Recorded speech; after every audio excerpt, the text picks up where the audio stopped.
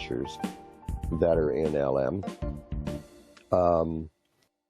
One of the features that, I guess in the same order that we have there, if we take a production order, and I'll open one here, and it's the ability now to delete if you've created a kit, and so I have a kit here that's created for this one, and let's say I don't want that kit, and I've released that work order, and I don't really want to release that work order. What I can do is I now have the option of deleting the linked kit. So if I delete the linked kit, the kit will go away, and you'll notice that we're back to a planned state. Then at some time later, if I choose, I can release the kit, and it will again create the kit, and I can assign the serial numbers. Now, this might happen if you get your serial numbers mixed or whatever you want. And this is also available if you make a series of mistakes like this and you want to fix them, this is also available as a process item, which I will show a little later. So that's one of the things you'll notice, that the kit number is not the same kit number as the one that we deleted, because when we deleted it, so 6561, if we run out and we look at inventory kits, there is no should be no 6561 because it's been deleted. So 6561 is deleted. Going back to the production orders, creating that, releasing that kit again, and it most likely will be 6162. So that's that. And you also have the ability to delete a scrap transaction. So if I go into a work order, and I'll just pick one here, a production order. I had one earlier that I looked at. If I go into a production order,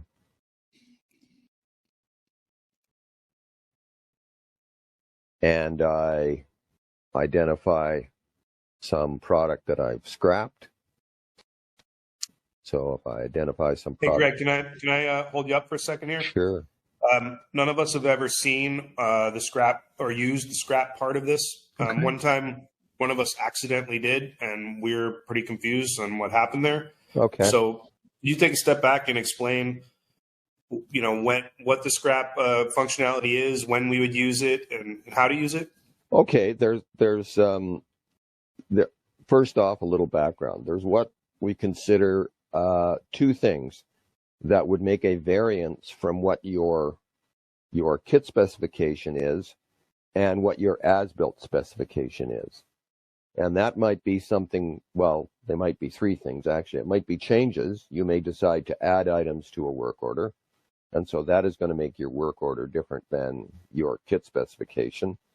Or you may actually, in terms of when you do it, you have two things. There's what we call a variance, and a variance might be something if a manufacturer happens to have an item and it has a transfer case, and the transfer case takes a certain amount of oil. Sometimes the oil comes from the vendor, sometimes it doesn't. So you allot a quart of oil, but at the end of the day, you end up using 3 quarts of oil to do that. Well, if you enter that in the quantity consumed amount, you can actually enter a number different than the quantity required amount. So our quantity required amount is here, and we've put in a quantity consumed amount, and that's what we call a variance. That will only make a price difference when we go back and look at the kit when it's completed and we get the financial information from it.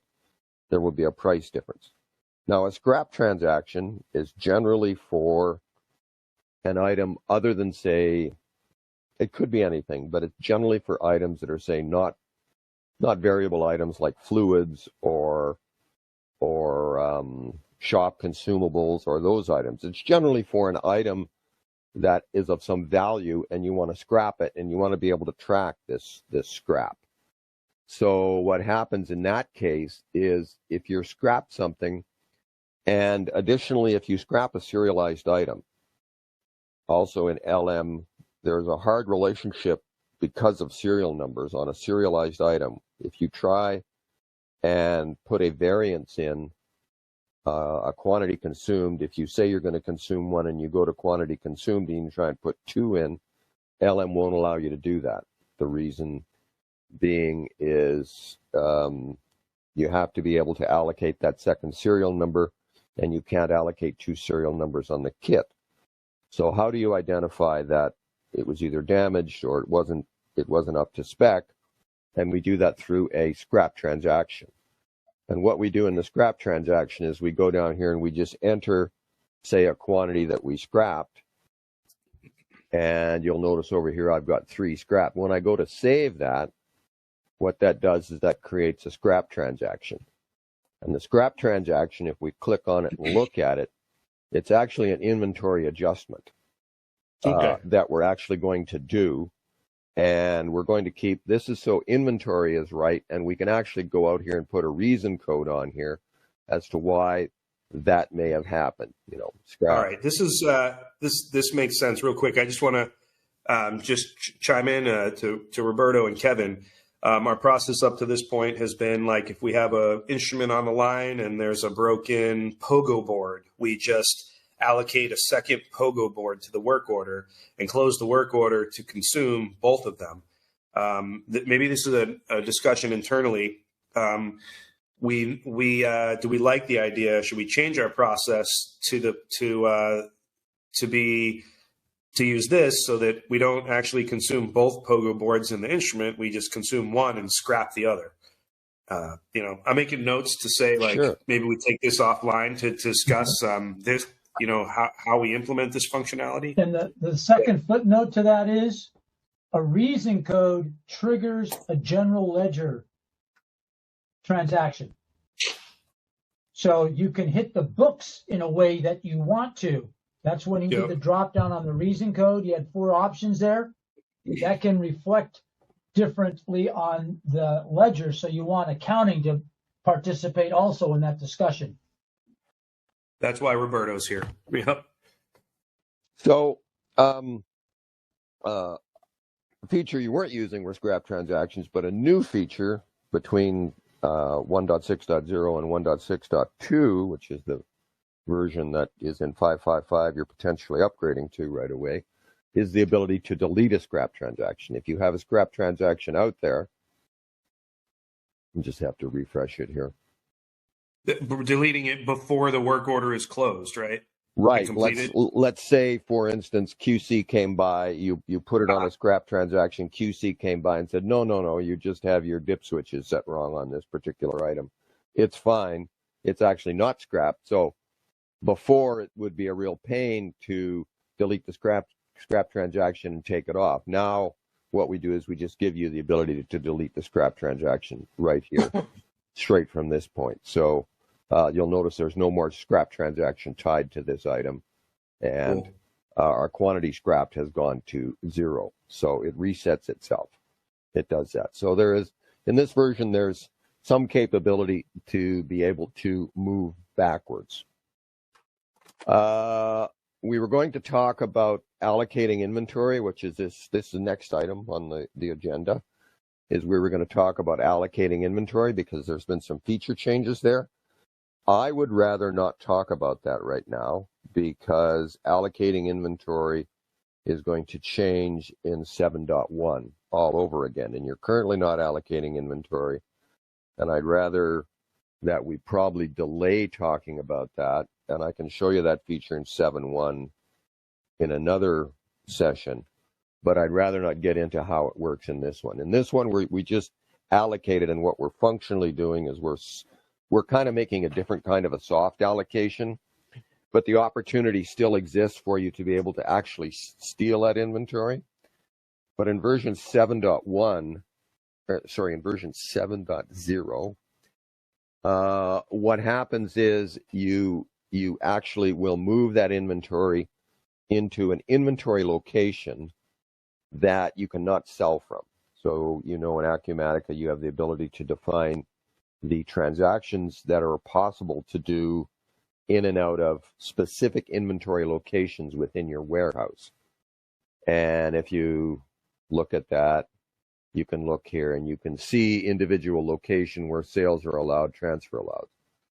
In 1.7, when we allocate inventory, the only transactions that will be allowed will be the ability to receive and transfer, and also to consume for manufacturing, but you will not be able to sell. So people won't be able to sell an item once you've hard allocated it. So it actually moves to a new location that you will define. So, but I will demonstrate that when we have version 1.7 up and running. That seems to me like having a WIP location that. Yeah, well, very, very much. If you want to hard allocate it, I mean, some orders in some cases might be a higher preference than other orders, and so you would allocate the inventory for those orders, hard allocated, and the other inventory you can soft allocate it, and purchasing would kind of see that demand. Okay. Another thing for allocations is if we look at allocations, which would be a good one to look at here. I think I got this one here. If you look at allocations, we've done some internal work on allocations. They actually will appear a little different to you if we look at how it's allocated here. In this particular one, you will notice that, okay, that's for a purchase order, but there's manufacturing demand, and you'll notice that it says the reference number is 009422. That's the work order that it's on. And it's also allocated on the kit assembly 006562. So because work orders are controlling kit assemblies, there is the opportunity for that allocation to actually be double booked, unless LM was smart enough to look at the kit assembly and see what's allocated on the kit assembly and say that, I have assembly demand for this, but the kit that I'm controlling has actually allocated it, so I won't allocate it. So in that case, you're going to see a reference like this.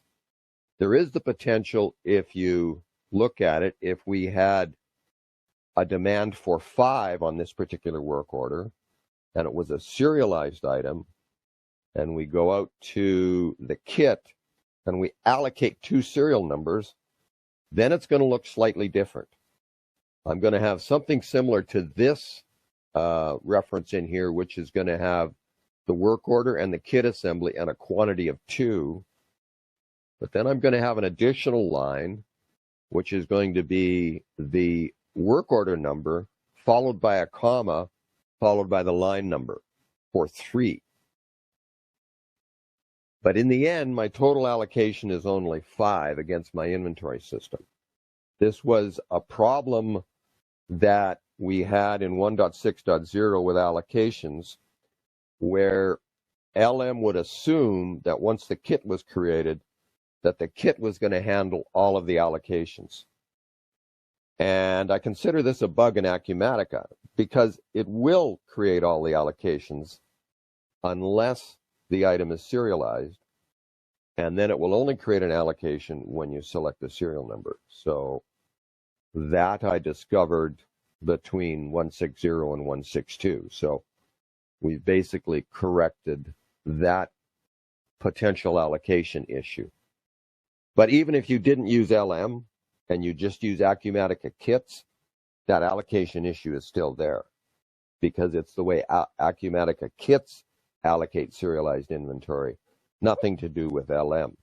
LM is just knows about it and is clever enough now to account for it, so that your demand will always be in the system, and when you go to build it, you should hopefully have inventory. So that is that particular item. The next item is you can actually purchase a non-stock, which would be outside services that you put on on an item. So if we go to, which one I did? I think I put it on, oh, no, I'm getting ahead of myself. Oh, yeah, no, I'm doing this. I'm doing it in the order that we said we were going to do it.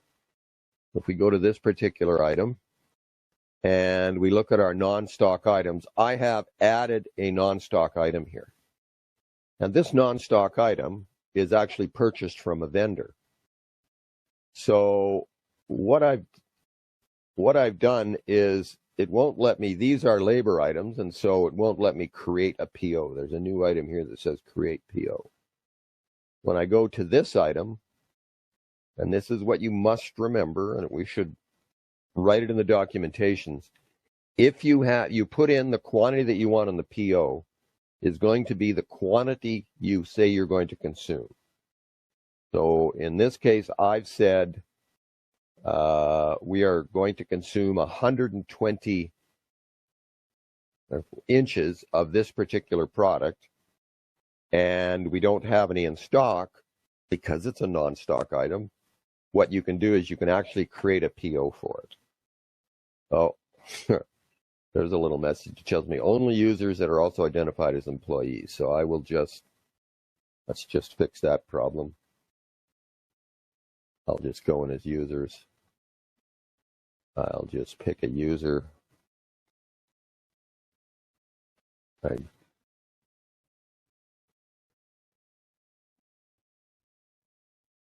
Where are we? Rebecca. Which one of these?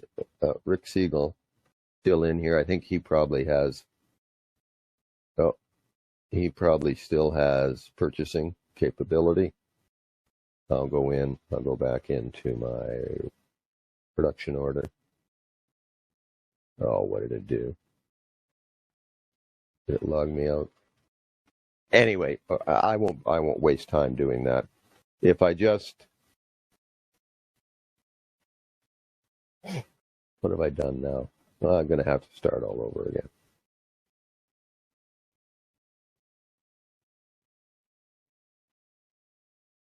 Oh, that account, Rick Siegel's account was disabled. That's why I was logged out. Okay, well, this was a copy of your database. It was relatively new, and so I will basically log in as a different user. Let me try that again. That's what happened. I will log in as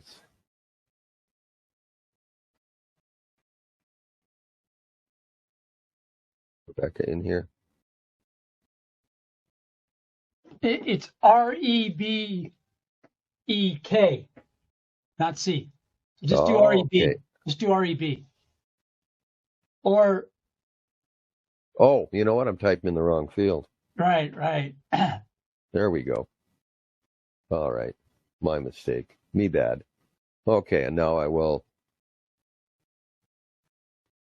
let me log in as that user. Anyway, if you're a user, you can create a purchase order. So if you click that button and you have the ability, and you have to be an employee in Acumatica to be able to purchase an item.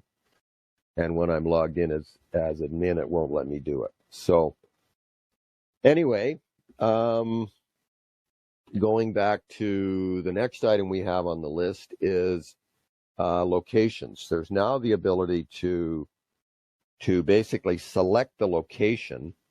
In previous versions of the LM, it selected the default location for the location that it was going to draw inventory from. And that may not necessarily be the case. You may have inventory in more than one location. And so in that case, you notice that we have 1,700 on hand in S15, but we have one in S16. And they're both active locations. So I could theoretically, if I had my inventory split, and I have another 238 in this particular location too. So I may want to, for whatever reason, select inventory from there. And we now have the ability in LM to select this location, and this location will be telegraphed to the work order. If I was to change this location and save it on the kit assembly, it would also update the kit assembly and change its location as well, because there may have been opportunities in the past where you had enough inventory. This number down here is a total view of the warehouse. It's not a total view of a location. And just for your information, kits work on a location. If you actually are using locations, the kit will tell you you don't have enough product and can't complete the work order if there's not enough product in the location that you're going to draw from for the work order. So in that case, as we have the kits locked down, and you can't do a tremendous amount of editing on the kits, you can actually edit it here on the work order. And I'm not sure, I think you can actually edit it on the kit. But that may be actually, no, that's turned off here because in order to keep the kits and the work order synced. So if you get a warning that you don't have enough, it's going to draw your inventory below 0. What you're going to need to do is to go back and look at your location and make sure that your quantity required is actually available in the location that you've selected. So in this case, if I had needed a quantity of 2 and I had location S16 selected, that would give me that kit assembly warning and not allow me to complete the kit assembly. So that would be one issue. Unit pricing has changed quite a bit in that we still, when you bring an item in from scratch in Acumatica or in the work order, it looks in a number of places. It first of all tries to mimic what a kit assembly does. And the kit assembly looks at what your inventory item site is. So if we run out and we look at this, the first thing it will look at is I go out to the item. There's some prices that are out here. The kit assembly and the work order both look first at this particular number here. And it looks for the unit cost. There is a unit cost tied to this value here, and it looks at the unit cost on this value. Although you don't see it, it's here. And then it looks at another table called inventory item cost. And on another system, I think I have it a little bit better documented where you can do that. I will follow up with a little bit better document on where these costs come from. But it basically does the first two operations, uses item site and uses item cost. Then if you don't have prices in either of those, if the prices are 0 or they're null, then it goes on and it looks at the vendor pricing. So if your vendor has if we look at the inventory item again, and we look at vendors, so it looks first here, then it'll look at vendors, and if the vendor has a price out here, it will basically pull this price in that the vendor has. So if you have a vendor selected here, I'm not sure, I guess that wasn't a particularly good item, but there will be vendors selected here. And what it will do is if you have one defined as the default vendor, it will select that. If you don't have a default vendor, then it will go through and it will pick the cheapest one that you have in this table that's not defined. If you don't have any there, then it continues on searching and it looks in vendor pricing. I think there's a term in here that says vendor pricing, vendor prices. It looks in this table to see, you may have uploaded a vendor catalog with all their prices, and you may pull up the vendor. You probably don't have any information in this table. I don't think you use this table in your system, but it will. Some places will load lots of prices for their vendor catalog, and it's particularly useful for some of the clients we have that are interested in doing a lot of engineer to order. That's where they basically get a drawing and they're going to do a takeoff of the drawing and come up with a quote. And you have the ability to do a quote with LM Now before you do anything. You can do a quote, and you can ultimately turn a quote into a work order. And but what you can do is you can then pull in prices. It's maybe an item that you've never used before, but you may have a price for it in the system. And if you put that in on a work order, it will bring that up so that you can then develop a price or a cost on something if you're quoting a lot of spec work, project work, or engineer to order work, or you're modifying your stock items a lot. So that's with prices. New items that have... Excuse me, Greg. Hello. Excuse me. At NNA, do you have items where you've got multiple vendor options? Because I know you do some of it. The work that you do is you buy the main unit and then you manufacture the unit that goes into the main unit, correct? So do you have multiple vendors? The vendors are not really linked to the production orders at all. We're not using any procurement functionality here. So would you like to? Possibly, yeah. I mean, ultimately, I think I'd want to get to the point of setting up a master schedule, and we're only creating production orders as needed. We're not doing any planning or scheduling with them, and so we're not doing any MRP or any master scheduling or procurement at all. It's all manual. Got it. All right. So you have the ability to do that, as a phase 2, et cetera. So that was the question. Yeah. Okay. Thank you, Greg. Okay. Another new item you'll notice is there's another column here on this on our bill on your materials for your material items. You now have the ability to add a note to a material item. This is, again, in some cases we have a new feature. I don't know if we'll get to it today, but it's called placeholders. You can basically put an item on a bill of material and put a loose description of it down and then a loose price of it down in order if you're quoting work. So if you're using LM as your, because it has access to the way you've done things before, and it has access to prices, and you can pull in templates. And the concept there is that you can quickly maybe develop a price for a potential new product or a price for a custom job that you're doing for somebody. Not necessarily Nano's line of work, but it is some new capabilities in LM. And so just gives you the ability to add a note here to this. So not a big thing, but we didn't have notes in previous versions that we're using. One of the things that we've done is better financial period management. If I go out and I select one of the problems we had before with closing work orders was that the kit has a financial period, if we look out here. And that financial period is actually a function of the date on the kit. In 1.6.0, the version that you had, and that I just closed, wasn't that? Let me just start that again. My fault. Clicked on the wrong button.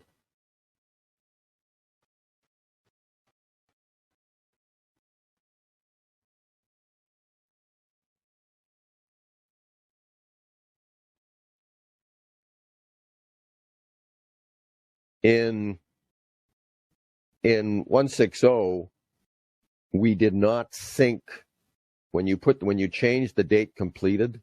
We were not syncing the work order to the date completed. And so you could have had an occasion where you had an old stale date, which often was the case on work orders that had been hanging out there for a long time, and you changed your completed date to a date,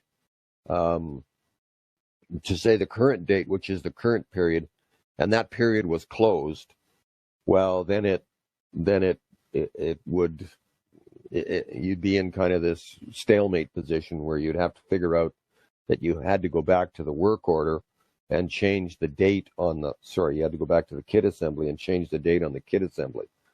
Now LM makes sure that these dates are synced. If I pick a date for a period that I know is closed, so if I pick something for September 19th in 2014, you'll notice right away that it tells me that the financial period represented by this date is either not defined or is not open for this transaction. And you'll also notice that my quick complete is no longer there and that I can no longer complete the work order. So that's an error that stops it from doing that. So if I change this to any date that's in a closed financial period, if I go to 2021, I'm not sure what the status of that is. Okay, there again, that's a closed financial period, so it won't let me do that. And when I save this or I go to complete this work order, it makes sure that the date on the kit assembly is going to be this date. So this is going to be the date of your inventory transaction and your financial transaction. In the past, it wasn't. But that had been a problem, and I think this new method rectifies it. So just pick, if we pick a date that is in an open period, then it likes that. So you can do that. I went over and showed some of the internal changes, and some of the next item that we had on there was internal changes, some of the allocations, rework. Talked about the flaw we had in Acumatica with serialized inventory, how on the kits it wasn't allocating it, and now LM is smart enough to keep part of its allocation in there when not all of the necessary allocations are actually done on the kit assembly at that point in time. There were also some performance improvement in processing these allocations, and just version 1.6.2 just has a little bit better synchronization between the kit and the work order. That's just information that's basically come over time. So we now have, that's a lot of stuff that goes on there. Partial completions, Jim had mentioned that in his thing that we were going to discuss, potentially partial completions. Partial completions are not going to be available on 21R1. They're not going to be available till version 1.70 and a minimum of 21R2. So they're actually not available, and you'll notice you can't add or do anything in this particular version because they are not available. So we probably won't be discussing that until we discuss 1.7. There are a couple of features that we do have here, and we do have the ability here to import a template. So now templates are for people who have products that are where they build it kind of like Lego. They take sort of something they do here and something they do here. And a template is really a kit specification. So what you can do is you can actually import a kit specification into a work order. So I have a work order may be based on this case. If we look here, I have a 512-400 bulk cartridge, and it's read in the items for the 512-400. But additionally, I may have a group of items, and some vendors we have parts that say may have 40 items that they will sometimes add to a work order. Well, that's a monumental and frustrating task to add 40 items. So we have the ability for you to import templates. And so a template is, let me just go out and show you what a template and how you define it and what it is. So it's 1300096. So we'll go out to inventory, and we'll go out to kit specifications, and we'll go to 1300096. Whoops.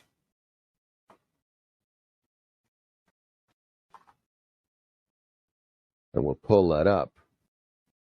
And you'll notice now that there is a new field here, and it says use as a template. And so what that does is when you flag this as the ability to be used as a template, that means that it can import that into the materials list and the non-stock components list as well. It will import both the stock components on the template and the non-stock components on the template. It will import those and add it to the work order. Where that might be useful is if you may have a standard product that you do, and then you may have quite often some supplemental material handling out the end of it or something that you want to buy and add to the item.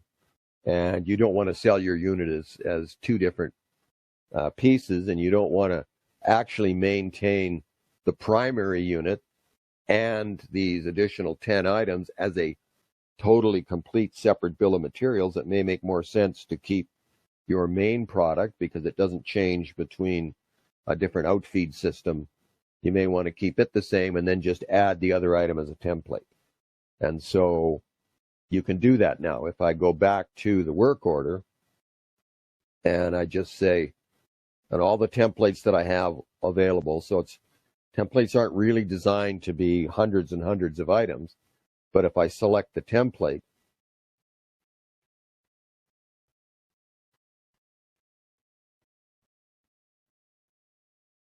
it brings those items in to my bill of materials. That's interesting. Where was that template linked to? Is it linked to the kits? How did you build the template? Okay. Maybe you showed that and I missed it. The template is just a kit specification. It's its own kit spec. Yeah, it's just a kit spec with the uses template flag. So that lets LM, it goes, oh, hey, when you want to look at all the templates, I'll look at all the kit specs you flagged and you're telling me are templates. Okay, and you can bring in a template into an open work order. Yeah.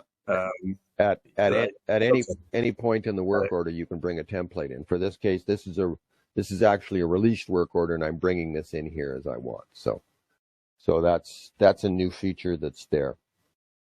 Another new feature that we have are actually, Jim, I'm not sure if all this stuff is relevant. A lot of this engineer to order stuff, I'm not sure if a lot of it is relevant. So I'll come back to it if we have time. Okay. Okay. But one of the things I was going to do was going to talk a little bit about bulk processing. There's been some new, in order to automate stuff, there's been some new items added to the bulk processing. Just get me to leave that. Wants me to go here. And you'll notice now what I can do now is I can actually delete a number of work orders if I want, or if I just select an item here. So if I select,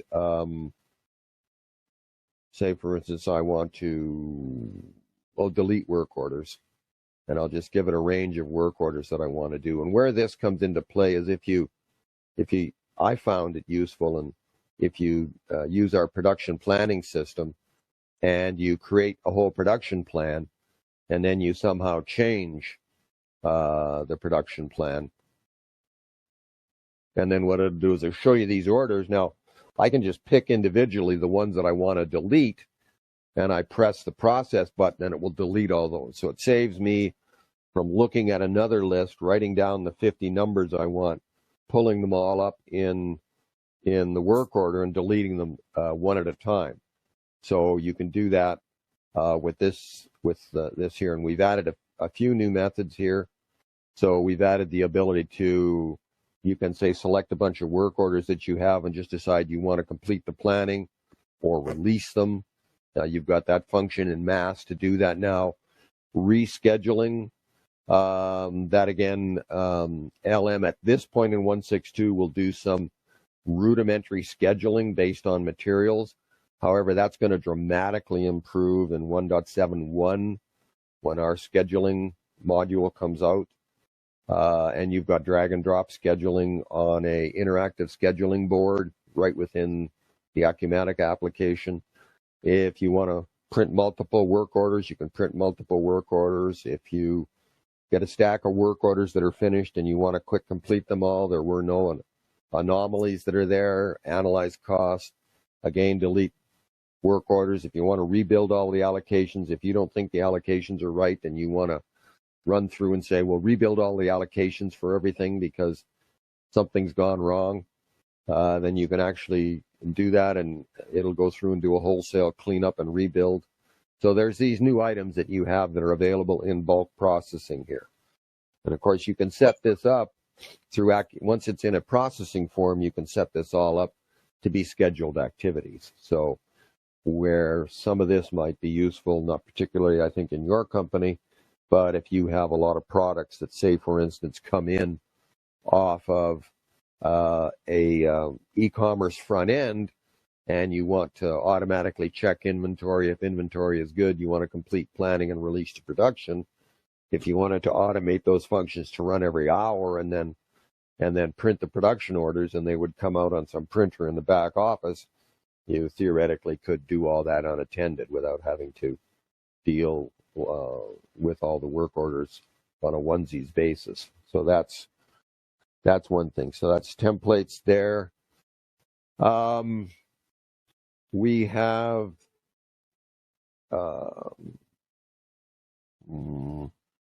do you use at all? I don't forget, Jim. Is make to order relevant? Should I spend any time on some of the new? I think you have, because, correct me if I'm wrong, but the assemblies that you build have a lot of common parts, but then depending upon the end user's requirements, you modify the BOMs. Is that a correct understanding on our part? We have pretty much static BOMs right now. We don't do much. Right. We don't do any customization or any modifications. Right now. So we may end up where this might come into play. Maybe it might be used. Some of this stuff might be useful when we talk about repair work orders, because we do repair instruments. So that's where that template might come into play or something. But for right now, no, we just have pretty much static BOMs that we're working on. Fair enough. So well, I'll show you this feature. Just if you know it's there, maybe someday it might make sense. So we can pick a customer, and then we will go in here and we'll pick an item, and it's 512-400. I know it's whoops, hang on, and I'll go 512-400. I know that's a manufactured item.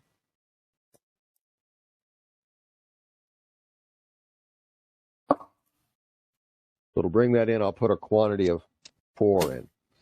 Now, I might have the option of I can look, and let's say I have 257 here. If I have an abnormally big order like 500, okay, I know I'm not going to have enough available. What I can actually do is I can actually create a dedicated work order for this particular thing. And what that will do is it won't, if you have some safety stock or a safety margin like that, I'm trying to think of where this would be useful in your organization. What would happen is you can actually do a dedicated work order. So if it's a manufactured item that has a kit spec, you'll notice that the dedicated work order checkbox becomes available for me. If I save this now if I save this, the next action that I have is I can't go any further here. I have to generate the work order. So I'll generate the work order. And now this is a work order specific to this sales order. And you'll notice that if I go into the production system, or that's different production system, if I go into the thing here, you'll notice that we also have work orders tied to specific customers. Now, if that's at all useful to you, you can actually get work orders into the system specific to customers. And then once you're on the sales order, then you can go out to the work order. And of course, you've got the ability to do everything that they may want. That's customer out of stock, if they have special shipping requirements or whatever, you can put. It's an overseas shipment. You can capture that kind of information relative to that. And when you create the work order, if I actually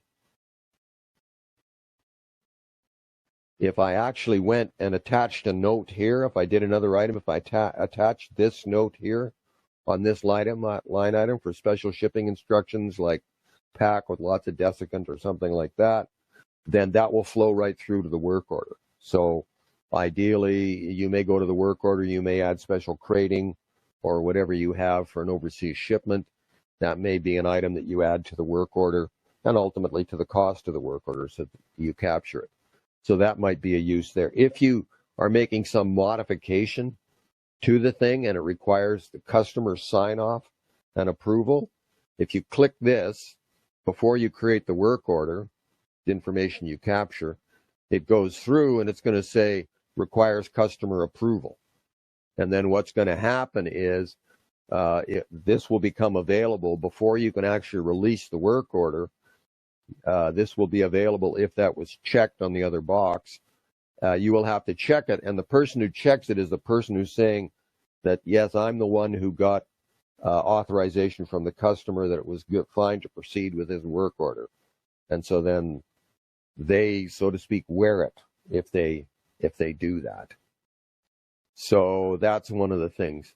A couple other things that we've done that you may notice in the system is some reports are slightly different.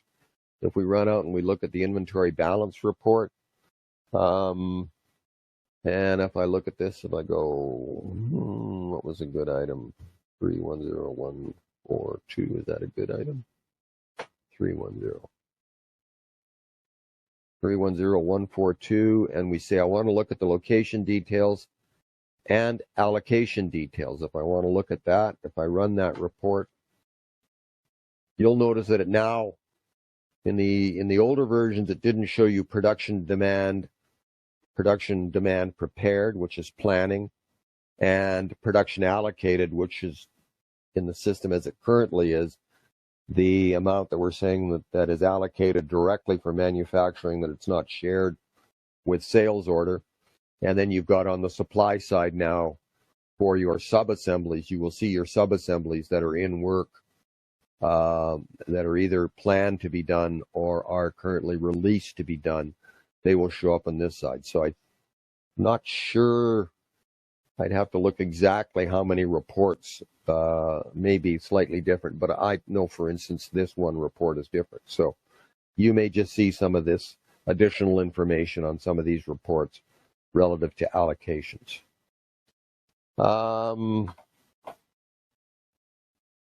So can you go to the other report, Greg? Is that on here? The recipe report. What's in the system? This is my development system. I'm not sure if we have all the reports in here. Well, we do have the spec inquiry report. This is one that we're actually like this report. We're going to actually make it as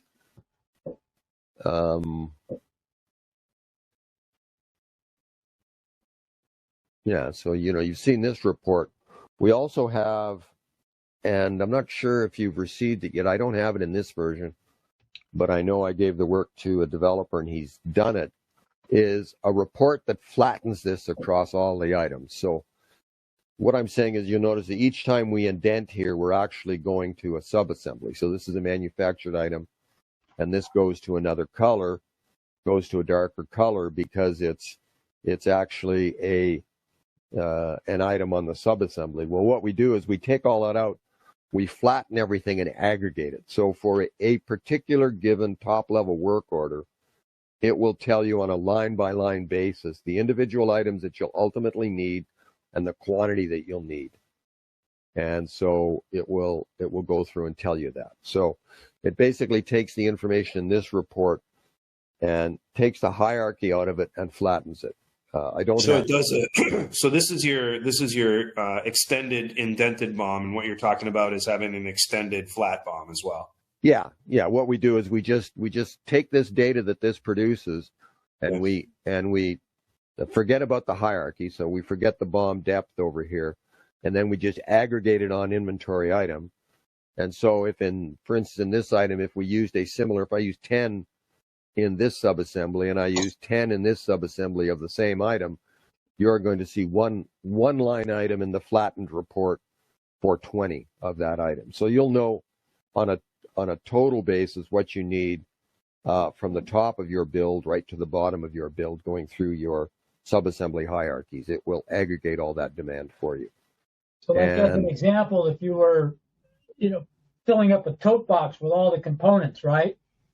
In the example Greg knew, you'd go pick 20 and put it into the tote box. And you'd use 10 on indenture 2 and the other 10 on indenture 5 in the example we gave.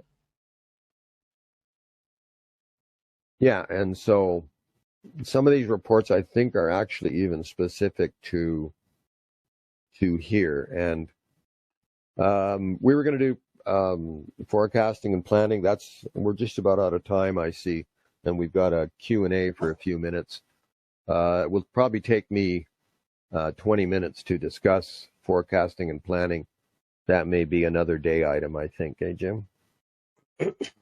I'm probably going to want more than 20 minutes on that. Yeah, sure. Yeah. Because I haven't looked at that module yet at all. Okay.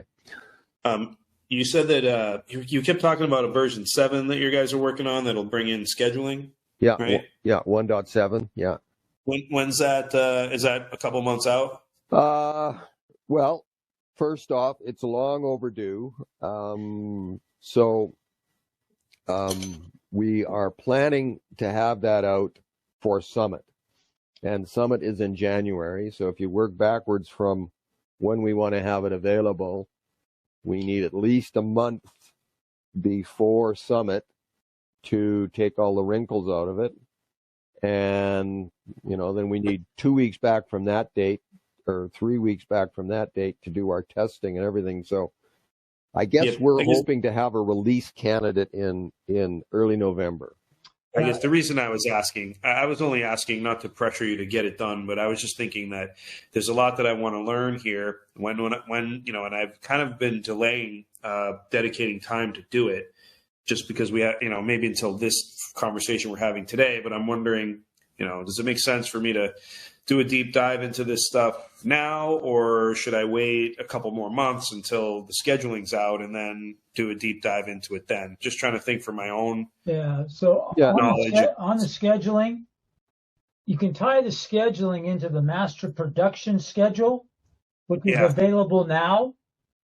And what the scheduling, when we say the word scheduling, what we're really talking about is a graphical schedule board that allows you on a Gantt chart to drag and drop work orders across a calendar.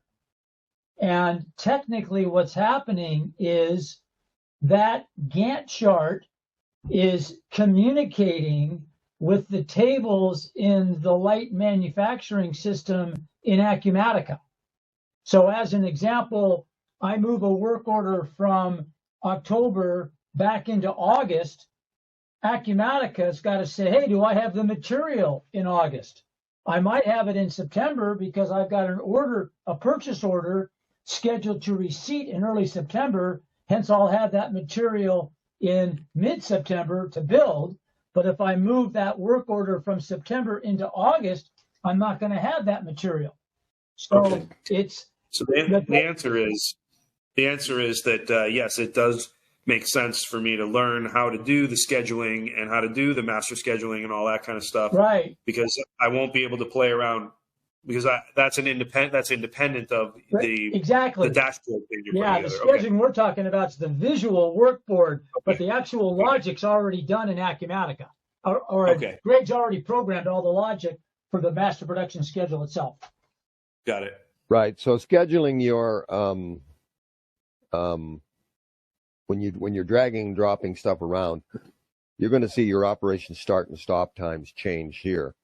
And material availability is going to be a function of your allocate. If you've allocated it with that new allocation method I've seen, then we know that inventory is available for it.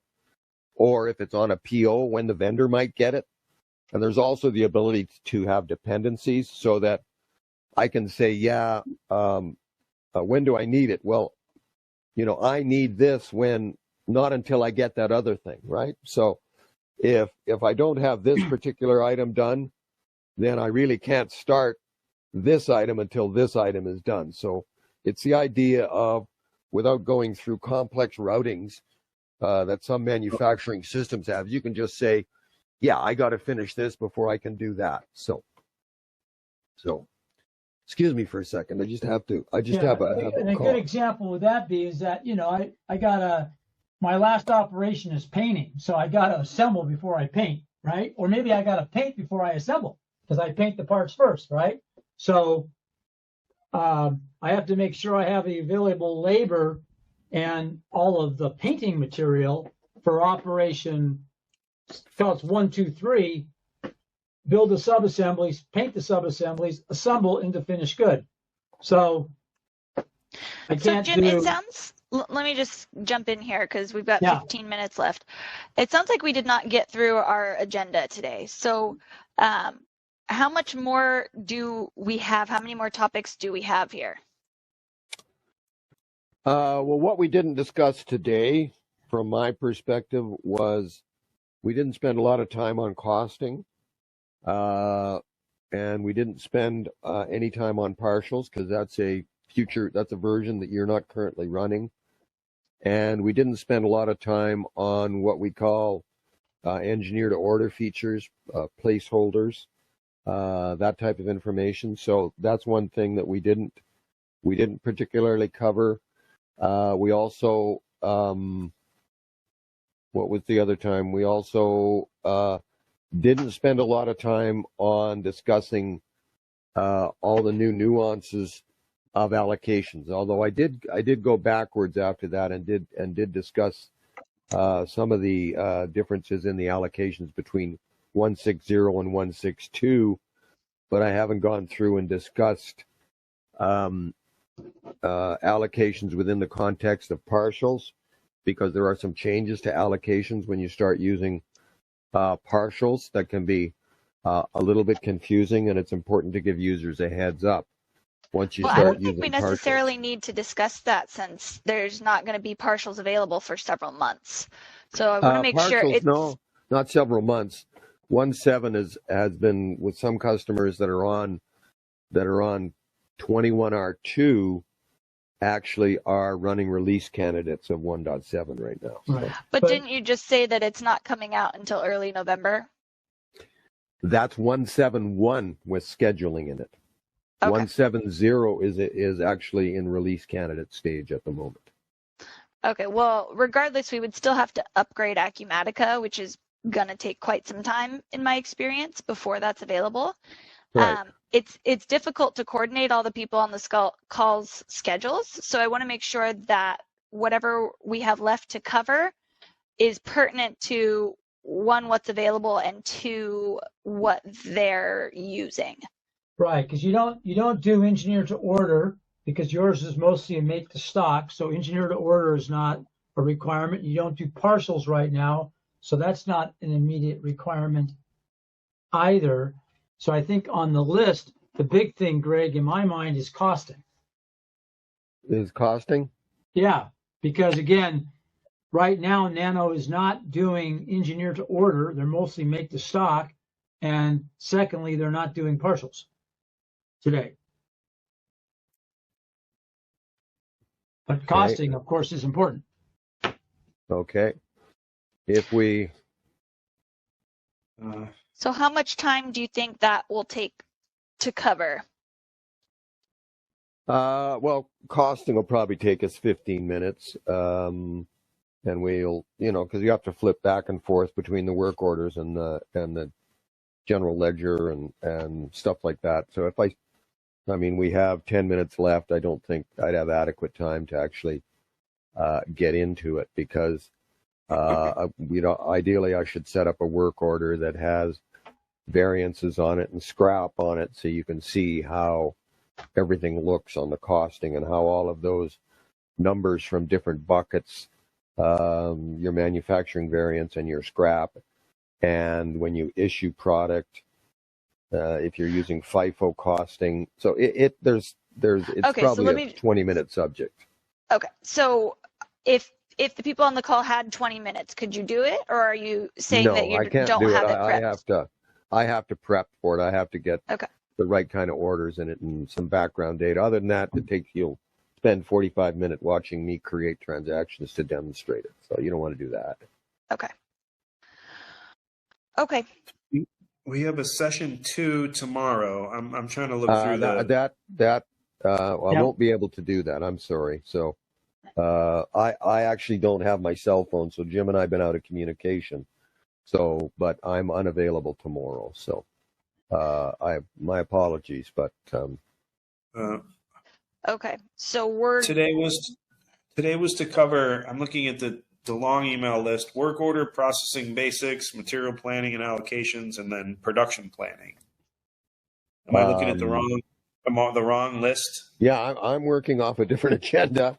So the agenda was the one in the meeting invitation, Scott. So the work order processing basics and the advanced work order features. Yeah, okay, that's what I said. Yeah, all right. ETO, placeholders, attachments, templates. Okay. All right, so it sounds like we got to cancel tomorrow's session.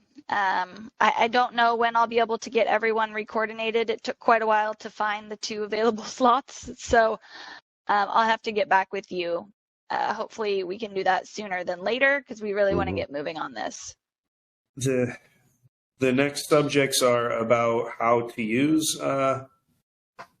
work order scheduling, essentially. It says advanced work order features. So that would be... Some of those were templates, some of the ability on scrap transactions. I think you went over some of those. Yeah, we covered some of those, yeah. Partials is another big element of advanced work order features that we're not going to cover. We need to cover production planning, how the system works. That was supposed to be tomorrow. Right, how we could use that. Production planning is supposed to be tomorrow, you're saying? Yes, it was supposed to be tomorrow, as well as the make to order and the sales order integration topics. Right on, okay. Yeah, we kind of covered some of the make to order, which was where I went into the sales order, and I basically tied a work order directly to a sales order. And that's what you're doing, is you're actually making product to order. And so we have an additional person who needs to be in that session. Sure, we can do that again. Whenever we are able to reschedule, we'll just need to go over that. Right. I don't know. I feel like maybe we could make it more valuable if we talked a little bit more about how, what our current business, I don't know, maybe you've had this, I just haven't been on the conversations, but we don't make to order per se. We are making, we have a production schedule where we're building X number of units per month. And then we do, as sales orders come in, we might have a need to allocate them to those sales orders, but then I don't know that I'm not exactly sure where that, what that would benefit, how that would benefit us or other functional groups. Right. And one of the things that we kind of totally forgot that we should probably address that you mentioned, Scott, was repair orders. We have the ability to basically manage repairing an item where you bring an item in, and then what you're going to do is you're going to do supplemental work on it to repair it, recalibrate it, whatever you do, and turn around and bill a customer. So in that case, that's kind of tied in a make-to-order environment. And it's sort of, so we say make-to-order, but it's actually repair-to-order. But that, I guess when you talk about billing a customer, I don't know that we do that yet. We're going to repair it. The customer is an internal customer, essentially. So I guess that speaks to accounting. But we bring something in and we want to repair it, and we want to allocate material towards it as we repair it, or we want to capture labor time that may be useful to us down the road. Kevin and Roberto might have more interest in that. Yeah, some financial people are interested in keeping track of the embedded costs that they have in an item. So their initial costs and then their subsequent refurbishing costs and everything, and they carrying it on a books at a certain cost. And there's a way that, if you manage the repair orders and keep track of the serial number that the items that you can, it would be a custom report, but that information is at least in the system that you can pull up. And you can get those costs for repairing it on the books at this stage with a repair order. Yeah. So I think it's important that when we have that other session, that we go through repair orders. But I think Greg and Scott and team, from what I'm hearing, the key areas for your current operations are production planning and costing. I mean, what we're doing right now is a great big picture of all the different functionalities that you want to show us, and there's been a lot of interesting things. I took a lot of interesting notes. But then for me, yes, and probably Kevin, the two of us specifically, one of the most important things for us that we need to learn how to do is managing a production schedule with the open work orders. So just as an example, like you show, like our cartridges, right? We know that we're going to do 300 cartridges a month. So the system will allow us to open work orders for the next 6 to 12 months, or have some schedule in there for 6 to 12 months, and we could set X number per month, and then see how, and then we need to know how to manage those work orders into releasing them versus planning and going through all those steps, and then seeing how it affects the material plan and all that kind of stuff to really deep dive into that functionality to see if that would be beneficial for us. And that's just like really execution level on a couple specific things. Probably that, partials and repair orders makes another session. Okay. So but if we do that, I would like to, I think that I would like to do a little more preparation for it and come with a real world example and say, yeah, we could do a simple one. It's even simpler to talk about the instruments. We're doing 8 instruments a month for the next, few months. Can we load in a bunch of work orders and see how we, and then know that one's scheduled for August, but it's slipped to September, or if it moves around and stuff, how does that affect things? I don't know. Is that useful to do that? For you, it's useful, so I guess we should do it. Sounds like that's your business, so we should try and model it and show us how the system can aid you in performing that. So it makes sense. And in that regard, Scott, we have a current. I think the database that we have is your production database as of, I think it's like the middle of July, like 7/15 or something like that. So if you were to give us because we're not doing any planning at all. We're just essentially it's make to order, 100% make to order, and the planning and the material planning is done offline, and we just place orders. So what I'm saying is I could give you a couple part numbers and say this is what we want to build over the next 12 months. Do something simple so it's not the full system, but and then say, okay, how do we go ahead and populate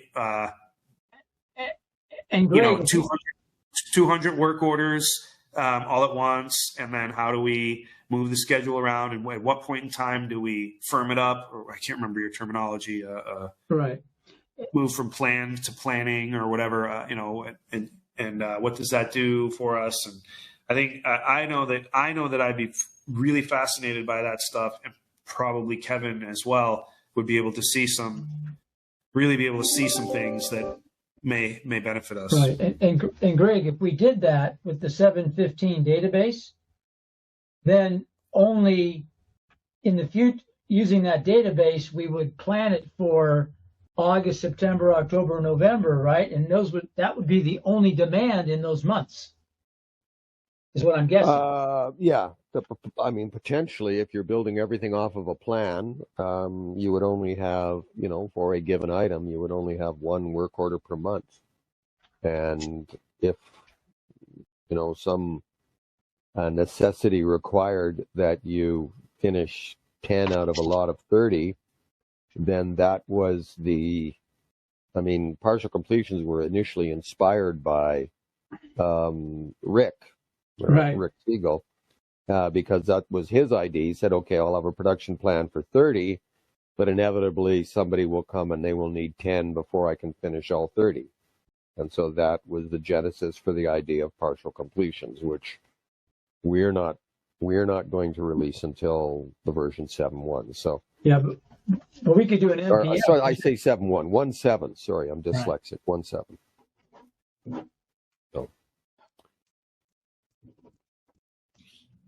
but I'm going to. What I'm going to do is I'm going to put a note together to you guys with just a couple ideas of what I'd like to do. I'm going to run it by Kevin first and Rebecca, of course, and say like a couple ideas. Here's the schedule. Here's 2 SKUs, and here's the quantity of each we want to make for 6 months, and then we can then we'd have to go into the test system and then work it and enter that stuff. Not look at past stuff, but show us how we enter it and what that does and how we manipulate it. I don't think it's really. It'd be pretty easy, but that would be something that's really beneficial to me. So let me. Yeah, give us an example because we have your data. We have a pretty good source of data to work from. So. Yeah. Okay. Roberto, is that something you need to participate in, or are you more needing to be on the costing discussion?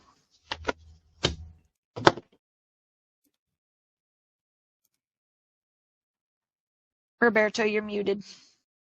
All right. I'm more interested on the costing. Okay. Behind the scenes. I'm just trying to figure out scheduling. So if we schedule that session Scott wants, then I can probably just work with Scott and Kevin's schedules for that one. Gotcha. Yeah, if in order to get people to accommodate people, we have to, do production planning and some feature in one, and we have to do, costing and another feature in another one, or even if there's some overlap. But if we have to do 2 groups, that's potentially doable too. So. Yeah, I just want to get it done as soon as we can because I know we've got a bug fix that we're waiting on this stuff to get out. So, however we can do this to get it pushed out faster is what I'm gonna want to do. Okay.